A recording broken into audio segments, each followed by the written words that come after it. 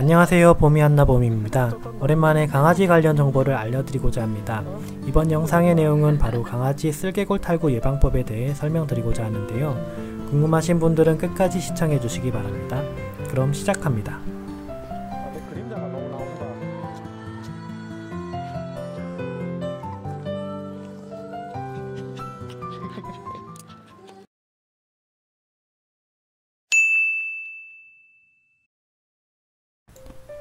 쓸개골 탈구에 대해 잘 모르시는 분들이 있을 수 있어서 설명드릴게요. 먼저 쓸개골이란 무릎 가운데에 있는 동그란 뼈를 말하는 것이고요. 이 뼈가 있어야 할 곳에 있지 않고 옆으로 벗어나는 증상을 보고 쓸개골 탈구라고 해요. 주로 작은 소형견들에게서 많이 나타나는 증상이고, 이런 증상이 있는 강아지들은 다리에 통증을 느끼고 절뚝거리는 행동을 보인답니다. 쓸개골 탈구가 발생되는 원인은 후천적인 원인보다는 선천적인 원인, 즉 유전적인 원인일 가능성이 높답니다. 앞서 주로 소형견들에게서 자주 나타난다는 게 그 힌트인데요. 현재 소형견들 중 많은 종류의 견종들이 사람들에 의해서 인위적으로 만들어진 견종들이 많습니다. 그렇다 보니 유전적으로 부족한 부분이 있다고 하더라도 사람들의 욕심에 의해서 다소 무분별하게 번식이 되어 온 사례들이 많은 거죠. 예를 들어 저희가 키우고 있는 푸들의 경우도 원래는 스탠다드 푸들이 원조이고요. 대형견에 속하죠. 그렇지만 사람들의 소형견에 대한 수요로 인해서 점점 작은 푸들들이 개량되어 왔고, 그게 미디엄 푸들, 미니어처 푸들, 토이 푸들까지 만들어졌답니다. 이 중 미니어처 푸들과 토이 푸들의 경우 쓸개골 탈구가 빈번하게 일어나는 견종들이고요. 만약 미니어처 푸들이나 토이 푸들을 키우신다면 쓸개골 탈구에 조심하실 필요가 있답니다. 이외에 쓸개골 탈구가 잘 일어나는 견종으로는 치아와 요크셔 테리어, 포메라니안, 닥스훈트, 말티즈 등이 있습니다.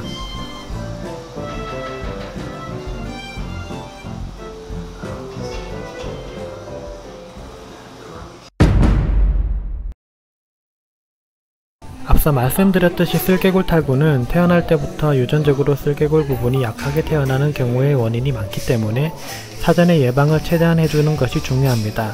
물론 선천적으로 쓸개골이 약하다면 쓸개골 탈구 증상이 생길 수밖에 없을 수도 있지만, 보호자의 노력에 따라 그 증상이 나타나는 시기를 조금 늦출 수도 있고요.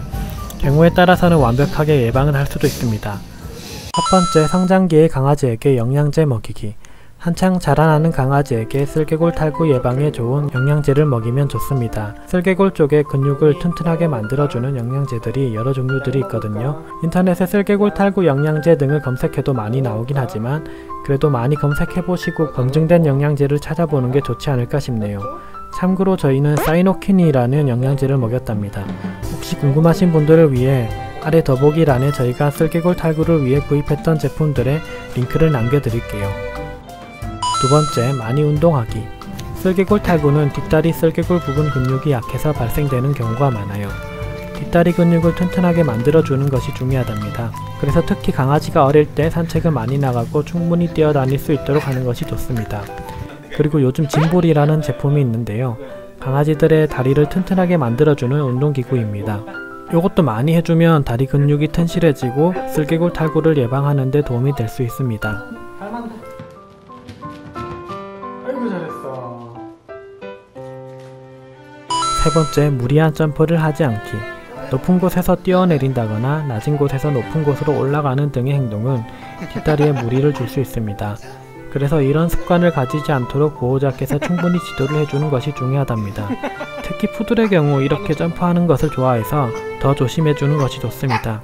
소파나 침대 같은 경우에 이런 강아지 전용 계단 등을 마련해 주신다면 도움이 될 수도 있습니다. 네 번째, 바닥에 미끄러지지 않도록 해주기. 강아지는 집안의 바닥에서 잘 미끄러질 수 있답니다. 특히 우리 한국 사람들이 지내는 바닥의 경우에 강아지들에게 정말 좋지 않아요. 강아지들이 뛰어놀거나 하기에는 너무 미끄러운 바닥이거든요. 그래서 평소에 발바닥 털과 발톱을 자주 깎아주시고 미끄러지지 않도록 해주는 것이 좋습니다. 그리고 추가로 집에서 소형견을 키우시는 분들이라면 이렇게 바닥에 미끄럼 방지 매트를 깔아주는 것이 좋습니다. 이게 가격이 결코 만만치는 않는데요. 그래서 온 집안에 깔기에는 많이 부담스러울 수 있고요. 강아지가 주로 활동하는 거실 같은 곳에 깔아주면 좋답니다. 다섯 번째, 살찌우지 않기. 이것도 정말 중요한 것인데요. 강아지의 체중이 다리에 그대로 전달이 되기 때문에 체중이 무겁다면 그만큼 슬개골 탈구가 발생될 확률이 높습니다. 그래서 평소에 강아지들의 체중에 관심을 가져주는 것이 중요하고요. 간식을 너무 많이 먹이지 말고 적당량의 사료를 주는 것이 중요합니다. 애교, 애교, 애교.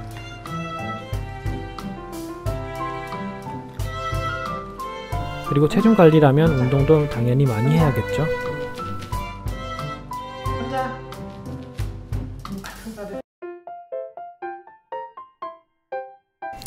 강아지가 낑낑거리며 잘 못 걷는다거나 한쪽 다리를 유난히 드는 모습을 보였다면 동물병원에서 한번 진단을 받아보시는 것이 좋답니다.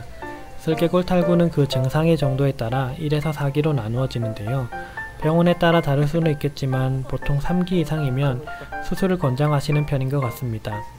수술을 하지 않고 방치했다가는 뼈와 다리 모양에 변형이 갈 수도 있기 때문에 꼭 병원에 가보시는 것을 권장드립니다.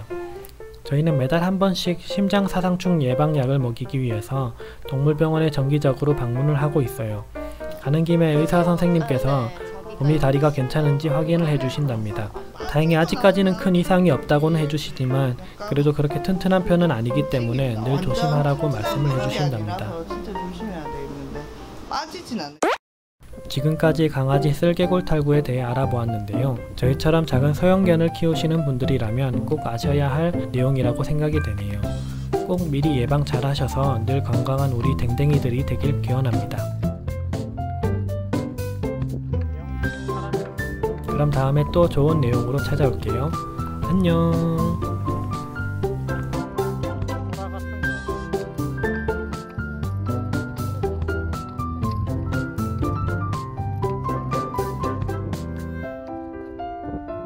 옛날에 와봐가지고 그래.